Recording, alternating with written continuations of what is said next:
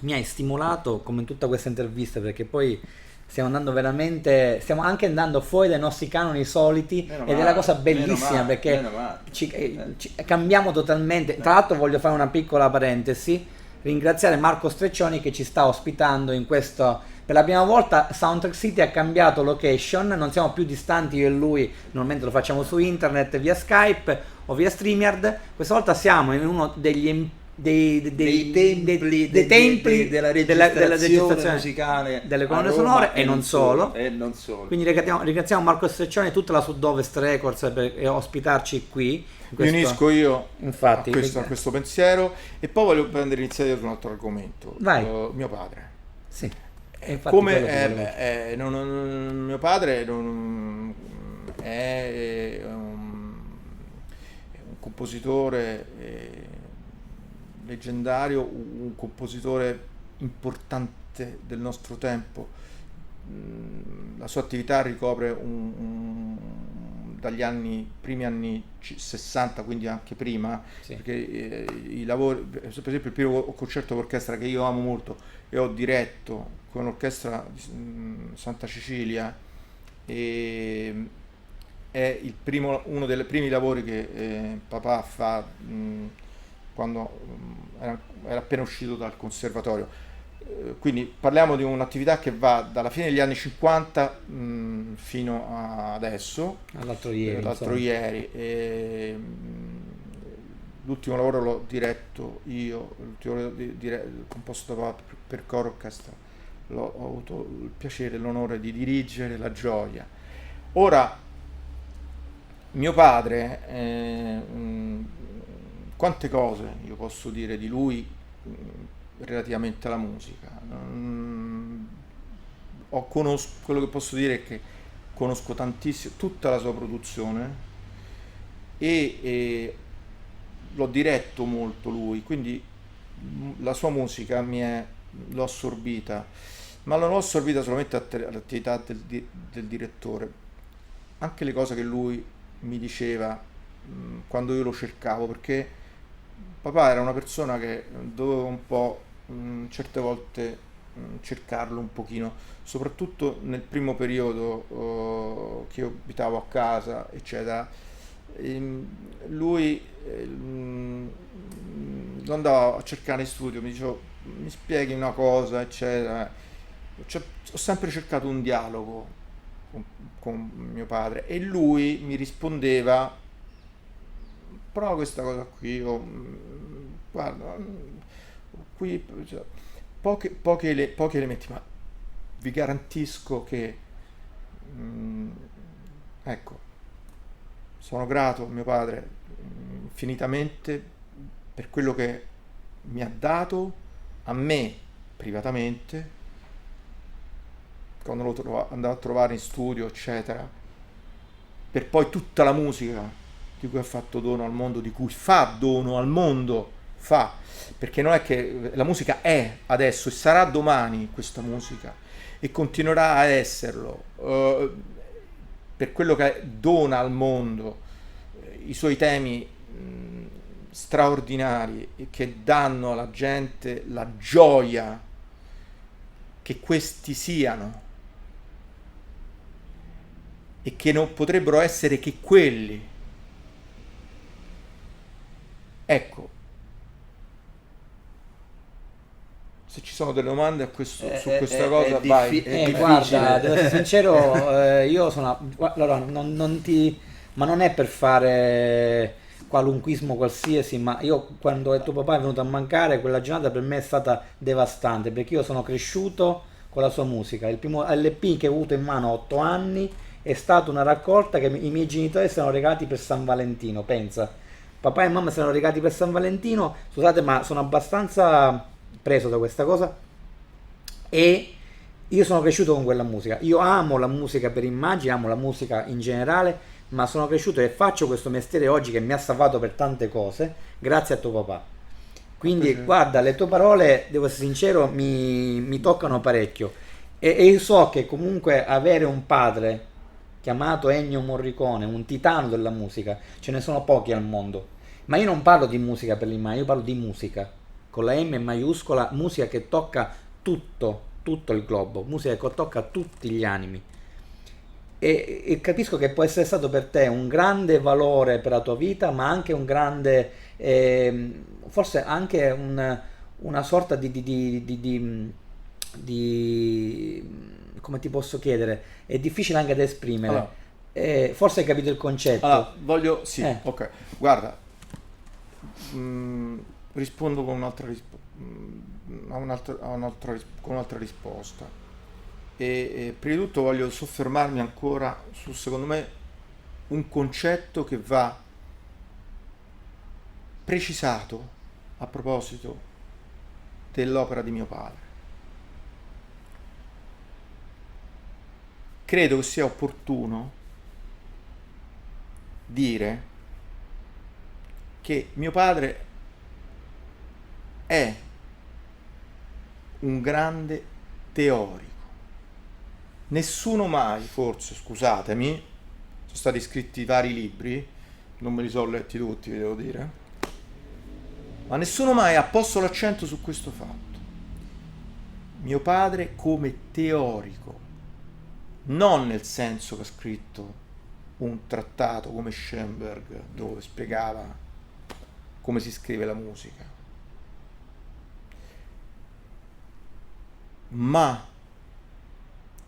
conoscere la sua musica, a mio avviso, non può farmi astenere dal considerare mio padre come un compositore che ha elaborato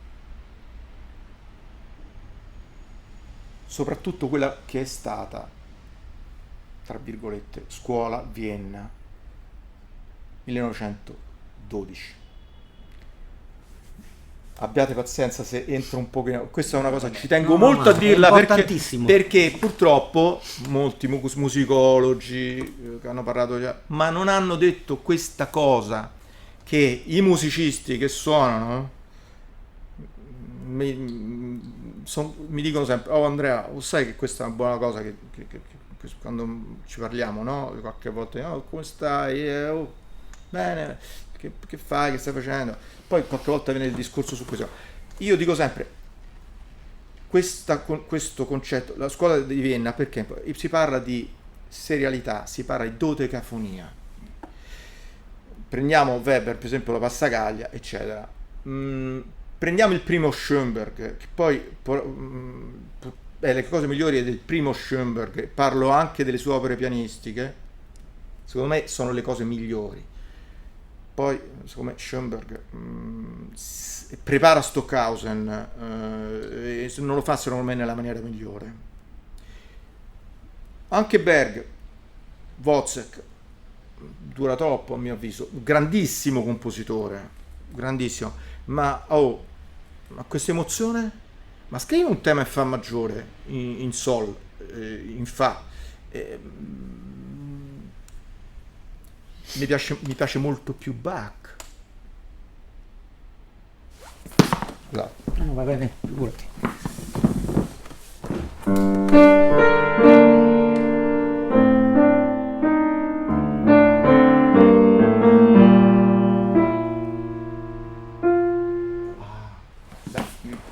Bach, questo è un recitativo di una delle passioni. Beh,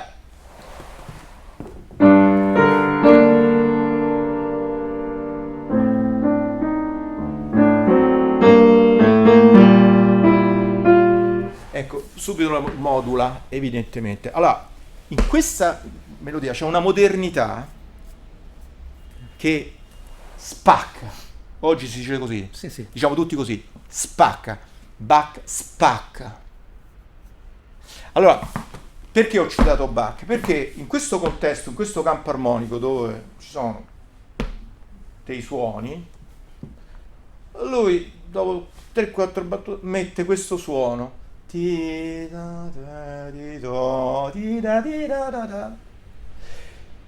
Questo musicalmente viene definito in una certa maniera, siccome non parlo solo ai musicisti, ma spero che questo discorso lo ascolti chi sta preparando un bel dolce, invitatemi solamente se è buono, chi sta riparando un'automobile e chi sta facendo benzina, va bene? Allora, scusami, ricedo. Allora, mio padre, con la sua somma intelligenza pazzesca, lui si ispira alla scuola di Vienna. Il concetto della dodecafonia, cioè dei 12 suoni, che nella scuola di Vienna porta a dei prodotti, chiamiamoli così, musicali, che non hanno nessuna qualità espressiva, sta di fatto che è cappottata immediatamente, si cappotta immediatamente, esplode la prima guerra mondiale. Non è un caso che poi Parigi in quegli anni invece dà vita a grossi capolavori. Abbiamo Debussy, Ravel e poi altre persone di cui non cito e vai, che invece si rifanno ai canti popolari magari, che hanno ben altra sostanza. Certamente c'è anche Debussy che scrive Clair de Lune, che è una melodia straordinaria, ma come lo fanno? Lo fanno esplorando la tonalità attraverso appunto tutti i suoni della scala cromatica. Ecco, mio padre, il grande insegnamento della musica di mio padre è il fatto che lui recupera tutti questi 12 suoni e li mette all'interno di una partitura dove fa un tema memorabile, che spacca. Il tema appartiene alla tonalità, rispetta la tonalità, l'armonia lo convoglia in altri percorsi, lo arricchisce di nuovi colori. È come quando vesti una bella donna, quando si veste, si mette l'abito, si mette gli orecchini, si mette la collana, si mette il bracciale, si mette l'orologio, questa è la bellezza. Nella varietà, nella coerenza con un nucleo. È lì che c'è il capolavoro. Allora, se mi permettete, riandrei al pianoforte per suonarvi uno dei temi di mio padre che può spiegare questa cosa. Non voglio suonare i più famosi perché purtroppo li rovinerei io al pianoforte e preferisco suonarli con l'orchestra. Se mi puoi organizzare presso un'orchestra, parla con Streccioni che c'è col sindaco di Roma, onorevole, ma fate qualcosa. Perché ci abbiamo voglia noi e con questo parlo anche della mia famiglia naturalmente, di celebrare queste musiche, naturalmente selezionando, come voi potete immaginare, le opportunità che sono gentilmente rivolte e proprio al fine di tutelare quello che consideriamo un patrimonio importantissimo per noi anzitutto e per il paese e per il mondo intero. Ora vado un attimo al pianoforte dove vi suono un tema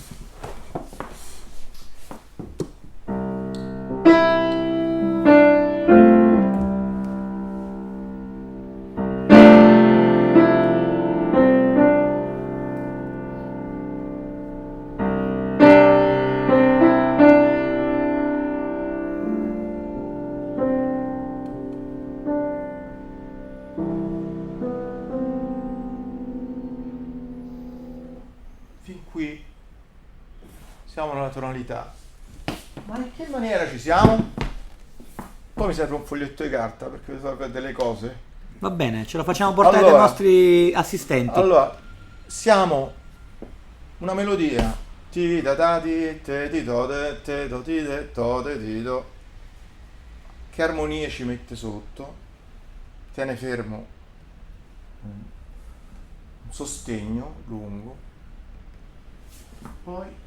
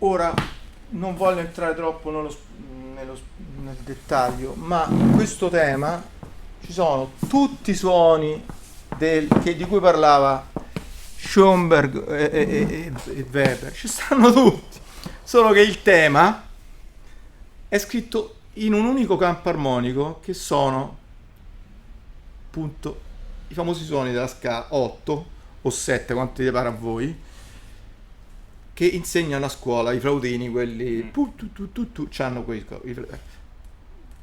beh, che fa lui?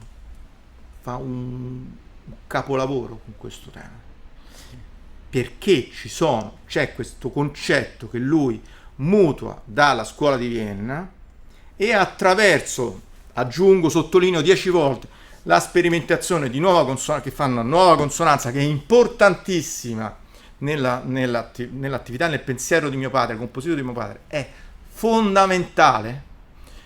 Lui poi matura e ti fa questi brani che naturalmente tutti amiamo, e hanno questa forza. Questo tema convince e persuade, cioè porta alla commozione. Sono due cose differenti, perché ci sono questi ingredienti importanti, dove la tonalità è trattata con un respiro più ampio, che è proprio dei jazzisti. Quello che succede a New Orleans negli anni 30-32, che poi ritorna anche in Europa, ma chiaramente i jazzisti sono il jazz, è la grande risposta che danno gli Stati Uniti alla storia della musica occidentale. I jazzisti hanno delle grosse qualità dal punto di vista dell'armonia. Sta di fatto che si muovono all'interno di un linguaggio che si coniuga alla improvvisazione, e questo ci sta bene entro un certo punto, perché un brano, per essere immortale, deve essere riproducibile. Questo no. Ok, allora posso chiederti? vai, ecco, fatemi qualche domanda, perché a proposito anche del jazz, che mi scuso se vi... No, Ok, guarda, non ti devi scusare di nulla. Vabbè, ok. proprio il jazz ricorre spesso nei tuoi discorsi, e mi sembra di aver capito che forse anche tuo padre in qualche modo lo ascoltava in qualche modo, o lo ha in qualche modo assorbito. Mi parlavi di improvvisazione, no? E il rapporto quasi con la composizione. L'improvvisazione può essere uno stadio della composizione? Certo. Un giorno mio padre stesso mi dice: oh Andrea, ma scusa un attimo, ma vuoi andare qualche volta, tu vai al pianoforte e improvvisi? Ah, hai visto? Io ho detto no. L'ho fatto dopo che me l'ha detto, qualche volta che sono andato a improvvisare.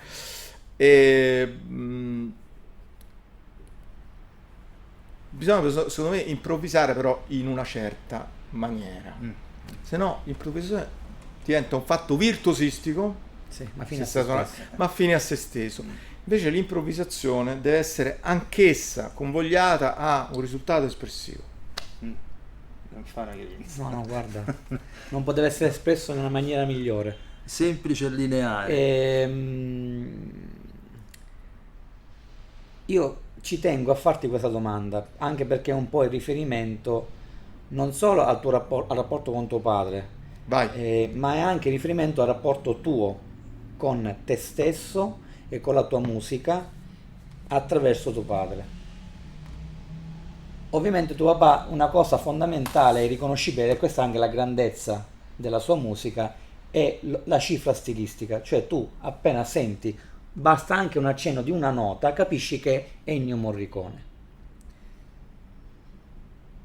Io, ascoltando alcune tue colonne sonore, alcuni tuoi brani extra cinematici, ho compreso la tua cifra stilistica, ma tu ritieni di averla, e secondo te, sia da un punto di vista di brano che non fa parte dell'aspetto della musica applicata alle immagini, sia di tema o comunque di composizione per un film, qual è secondo te quella che ti rappresenta e che uno può studiandola, analizzandola, semplicemente ascoltandola col cuore, ritenere che sia la tua cifra stilistica? Allora, vorrei, carissimi, proporvi qualche secondo di silenzio, perché il silenzio è ciò che riempie la vita, e se non nel rispetto del silenzio si può approdare ad una visione costruttiva dell'esistenza. Questa volontà che esprimo è nel rispetto anche di mio padre, del suo esempio, della sua opera, del suo insegnamento e tant'altro.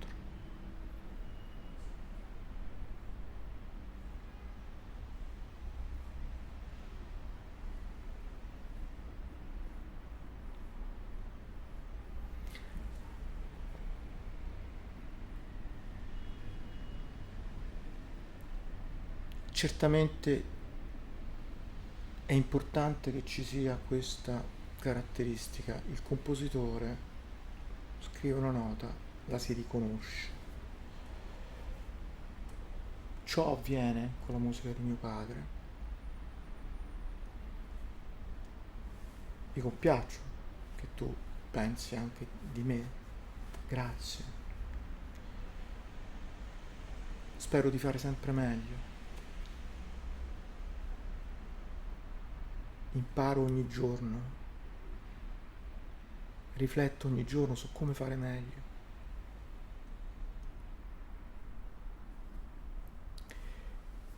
Ci provo, penso, la tecnica in questo caso mi soccorre perché, diciamo, leggere i libri, per esempio leggo tantissimo sulla musica, non solo. Questo mi aiuta parecchio. Ora, quando è che un tema diventa immortale, memorable? Ricordo tante volte questa parola risuonava a casa mia, venivano i registi, facevano a mio padre, mi devi fare un tema memorable, poi dico, ok, dai, ti tirava fuori dei temi che io più di una volta ho detto lui, ma come fai a scrivere questi temi? Lui poi veniva da me e spesso al telefono mi diceva, Andrea, senti, delle mattine lo chiamavo, mi diceva, lo sai che c'ho sempre in testa, scusami un attimo, ti devo, ti ta ta ta ti ta ti. Questo come hai fatto ma come tu hai fatto questo tema qui, mi diceva, senti un attimo, scusami un secondo, lascia stare, ti prego, parliamo di altre cose. Ci divertiamo, scherzavamo molto su questo. Carino, molto carino questa cosa qui, perché io non sto a pensare a quello che ho fatto, e poi non penso manco alle cose troppo mie, devo dire. Molti dicono, Andrea, dovresti parlare un po' più di te stesso, quello che hai fatto. Io mi piace essere scoperto, a me naturalmente andando in giro con i vestiti. Allora, mi piace che le persone scoprino di me, che le persone mi vengano a cercare, perché non sono timido, sono riservato. Ecco, questo sì. Se mi si invita a parlare in un contesto del genere, dal momento che è un contesto elitario, ok.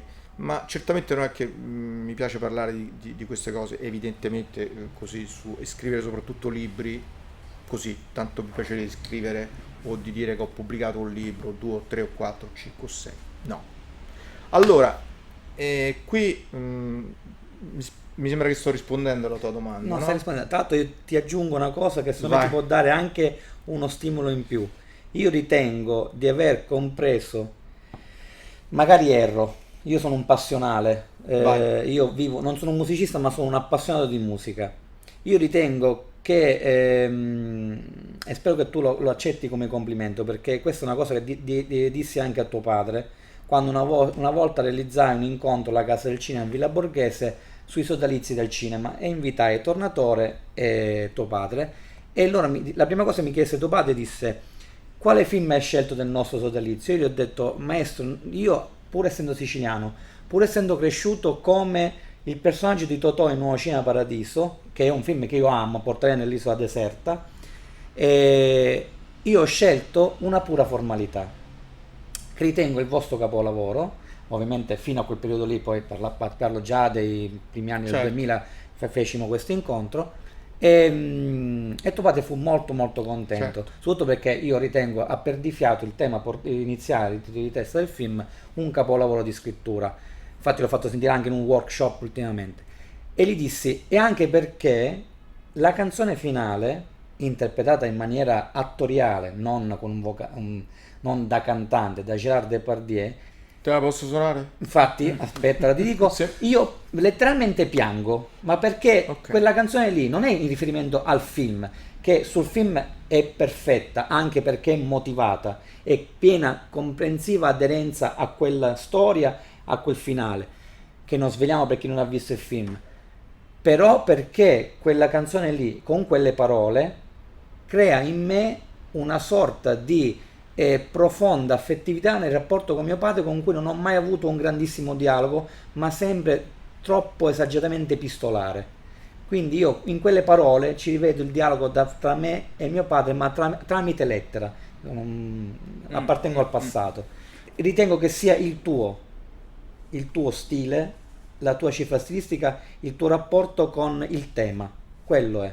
Ti ringrazio moltissimo. E se me lo suoni, Grazie. mi fai il più grande Davvero. regalo. È un po' difficile suonartelo adesso, ma lo farò. Voglio dire solamente anche aggiungere una cosa, cogliere l'occasione di questa intervista per dire una parola. Grazie ai musicisti, le orchestre di Roma, i musicisti di Roma Sinfonietta, i solisti di Roma Sinfonietta, tutti i musicisti che hanno donato amore alla musica di mio padre. Sono tantissimi, e non solo in Italia. Vorrei dire grazie ai musicisti, a quelli che hanno finalizzato con la loro tecnica, la loro bravura, la musica e le idee di mio padre, quelli che si sono messi al servizio di mio padre, che hanno faticato per seguire quello che lui voleva. Un grazie a loro di cuore da parte mia, che abbracci tutti i paesi del mondo. Credo con queste parole di interpretare anche il sentimento della mia adorata mamma, mia madre e dei miei fratelli, a me carissimi, tutti. Per quel che riguarda una pura formalità, sono d'accordo su questo film. È un film che io infatti questa partitura me la sono studiata bene, perché quando quelli che hanno suonato la partitura, e ce ne sono tantissimi, Franco Tamponi. sanno benissimo che mio padre creava degli impasti, in questo caso mi viene a parlare di impasti, lui in questa partitura lavora molto sugli archi, quindi molti trilli, ha utilizzato, la tonalità è fa minore del film, ancora me la ricordo, che lui non scusate, ma lui che non usa spesso, ma in questo fa, lui inserisce in questo contesto tonale, qualcosa che un glissato dal fa al mi, oscillazione, continuo discontinuo. E me la sono studiata molto questa partitura, perché dal punto di vista timbrico è interessante l'uso di certi strumenti che fa. Vabbè, molti clarinetti, credo clarinetti a due, molti suoni soffiati, flutter, cioè che funzionano benissimo con gli archi. Ora molti di voi non sanno cosa sono queste cose, mi assicuro che sono cose buone. Ok, ok, allora senti, allora, se ti vuoi che io ti suono questo Sì. tema, ma Sì. sei proprio sicuro? Sicuro. Spero di ricordarmelo. Dovrei. Io credo che tu te lo ricordi. Vediamo, Va Vediamo. bene. Allora, una delle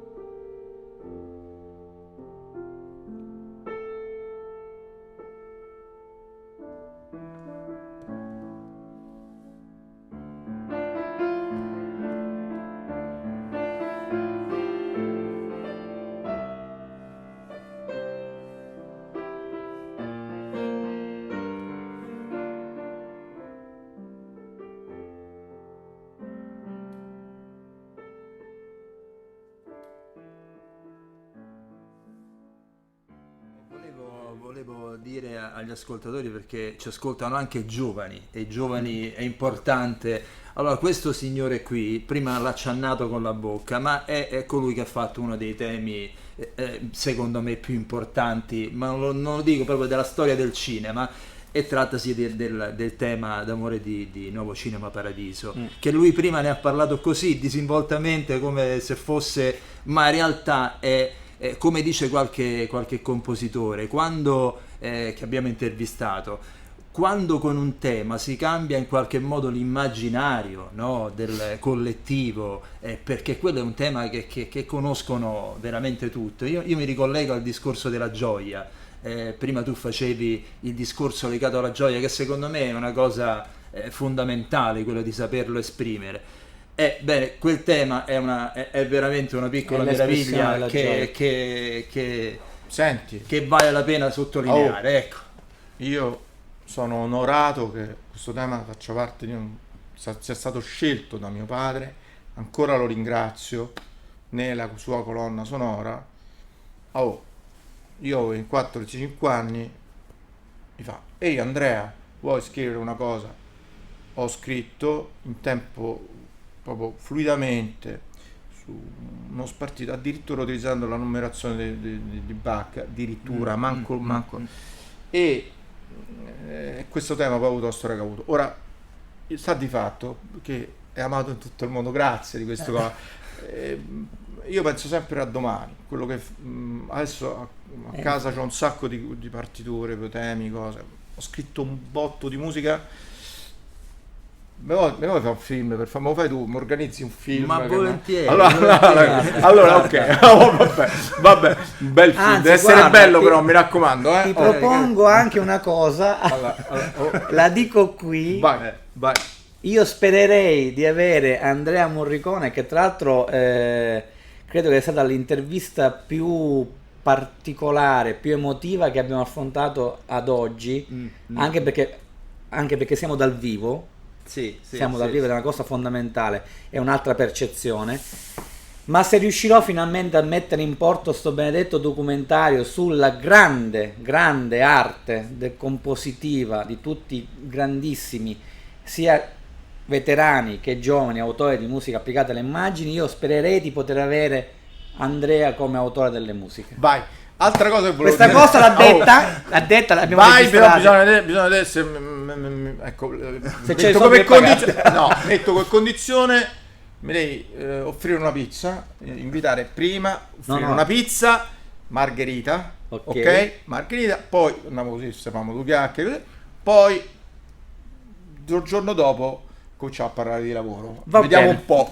Va bene. Una cosa che voglio dire, importante, perché ricordiamoci che quando le cose bisogna dirle pure. Allora, voglio fare un plauso e un elogio a tutti coloro che difendono la cultura, che promuovono la cultura, quella buona, Infatti, quella vera. che erogano i fondi affinché i buoni progetti del cinema e non solo vadano in porto, che sorreggono queste attività, che sono sospinti e animati da quegli ideali che possono avere riscontro nelle opere dei buoni artisti che abbiamo, dei bravi registi, ce ne sono tantissimi, i giovani, ce ne sono tanti dei giovani, non sono luoghi comuni.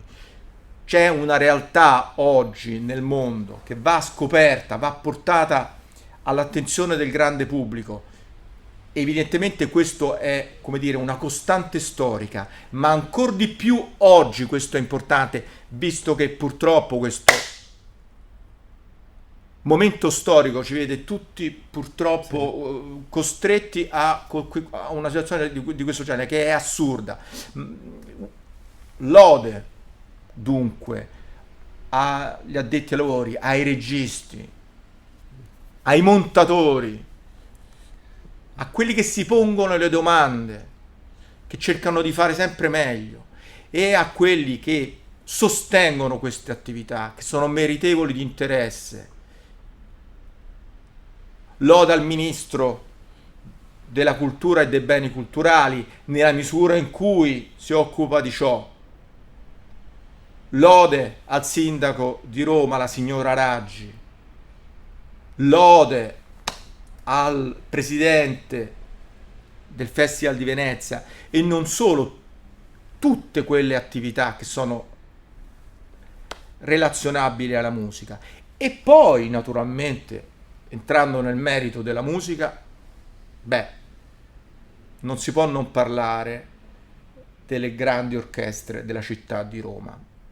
E qui parlo di Orchestra Nazionale Santa Cecilia, i sovvenzionamenti che esorto,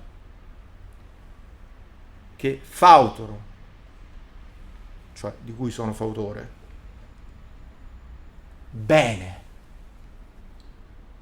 andate, fate.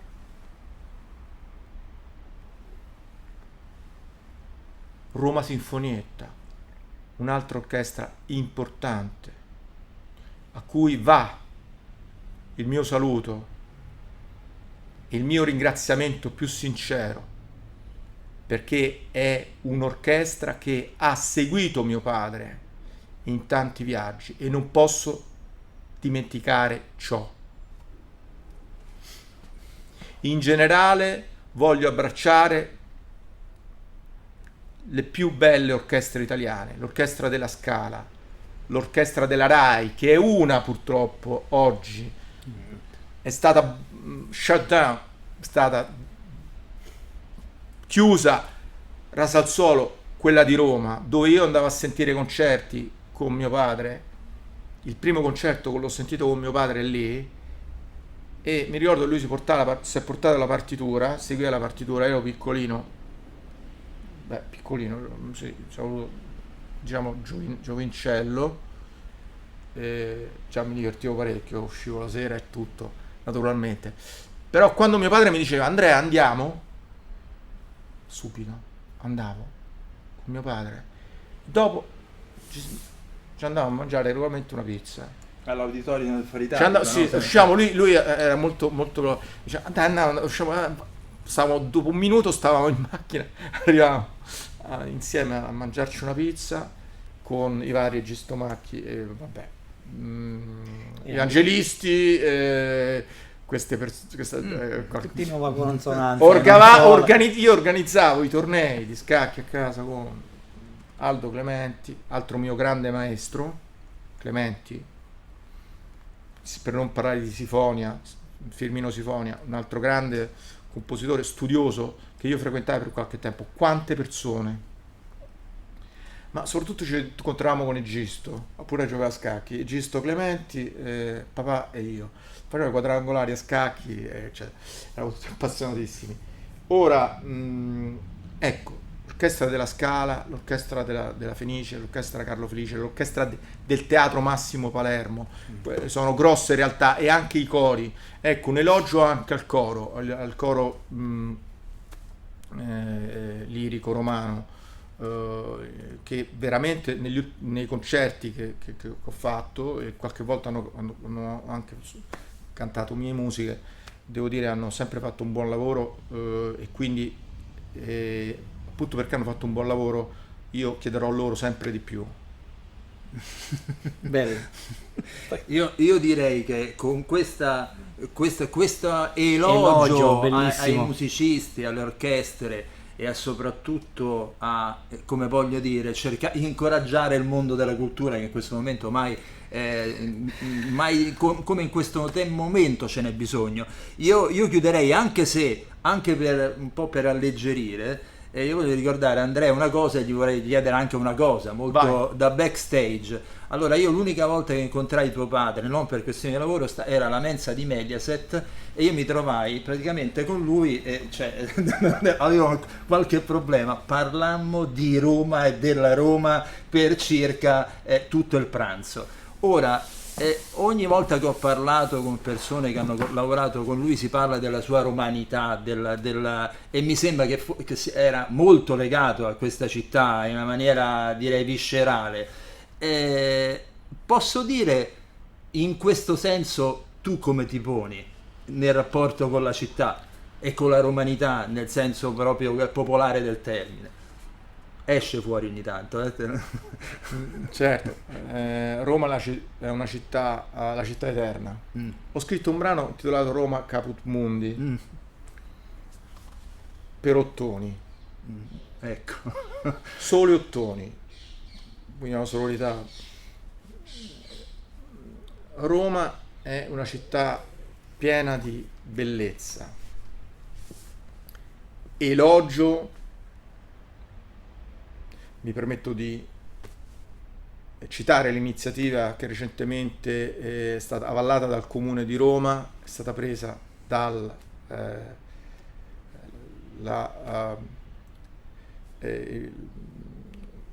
gruppo Biagiotti, di Laura Biagiotti, che unitamente appunto al Comune si dedicherà al restauro di una fontana che c'è in Roma. È una piccola cosa, ma non è piccola. La porto come esempio perché veramente c'è bisogno di curare, prendersi cura e valorizzare gli spazi che abbiamo, che sono straordinari. Pensiamo al Circo Massimo. Pensiamo a un concerto che sia al Circo Massimo, che ricopra, ma non solo quelli che stanno dentro al Prato, ma tutto come quando l'Italia vinse i mondiali nel 1982, che ci siamo fatti in quella piazza, tutto lo ricordi, no? Ci siamo pure incontrati. Vai. Allora, ecco, vogliamo per la musica un tifo da stadio, perché la buona musica ha bisogno di questo, ha bisogno di allegria, deve portare le persone a sorridere.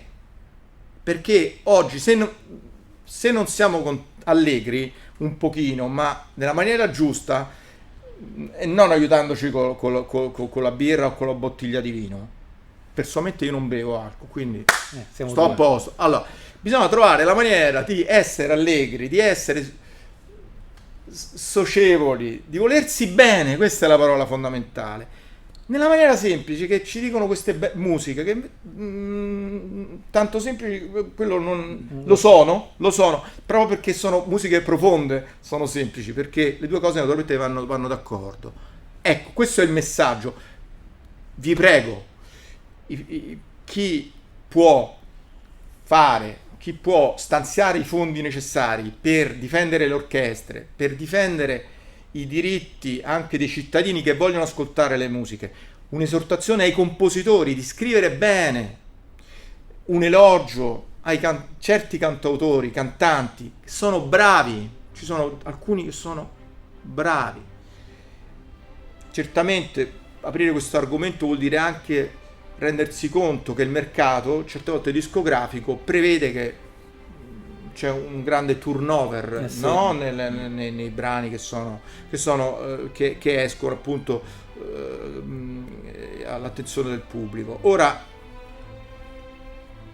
sta di fatto che esiste una musica che è fatta per questo, poi esiste una musica che è invece fatta per rimanere, e è quella, cioè scritta bene per il film, che ha i requisiti per poter poi durare nel tempo. E questi requisiti ne stabiliscono la perfezione. Perfezione nel senso di perfetto, di compiuto, cioè in senso aristotelico, che poi è bellezza.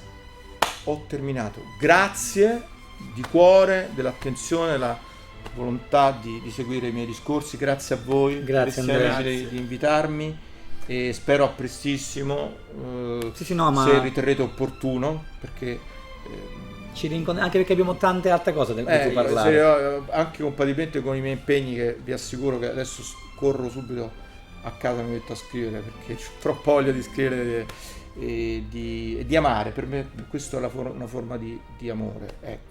Un abbraccio a tutti i miei colleghi, anche compositori, musicisti, direttori di orchestra, bravi, quelli buoni, perché come si dice a Roma, ci piace l'arrosto buono, si dice così. Quindi voi che non ci seguite non da Roma, sapete che a Roma a noi ci piace l'arrosto quello buono.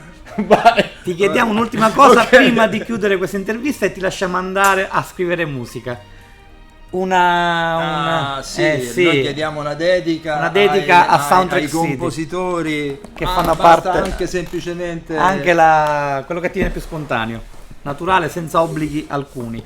Noi nel frattempo io ringrazio tutti gli ascoltatori, ringrazio soprattutto Andrea Morricone, perché ci ha fatto il regalo non solo di parlare, ma per la prima volta, visto che stiamo in uno studio, come vedete poi la musica parla molto più di tante parole, e oggi ne abbiamo ascoltata tante e ne abbiamo parlato tanto. Quindi io ringrazio nuovamente Andrea, ringrazio Marco Streccioni, Gabriele Conti della Stone Recordi, ringrazio Pierluigi Pietroniro, che è lì, Pierluigi Pietroniro, che ci ha dato anche questa possibilità di incontrare Andrea, che è una cosa meravigliosa, che ha suonato il pianoforte di un grande premio Oscar, che è stato un grande amico anche di Ennio Morricone, Luis Bacalov.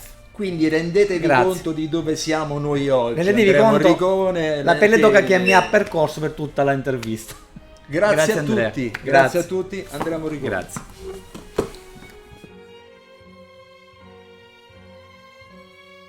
Anche registrato il tema, ti ricordi Andrea, col quartetto e tu al pianoforte? Ok, grazie. Guarda qua. Il tema che sta nel disco dell'Arena Concerto. Quante cose ho detto, ma quante non le ho dette. Vi garantisco che sono molte di più quelle che non ho detto. Ma quindi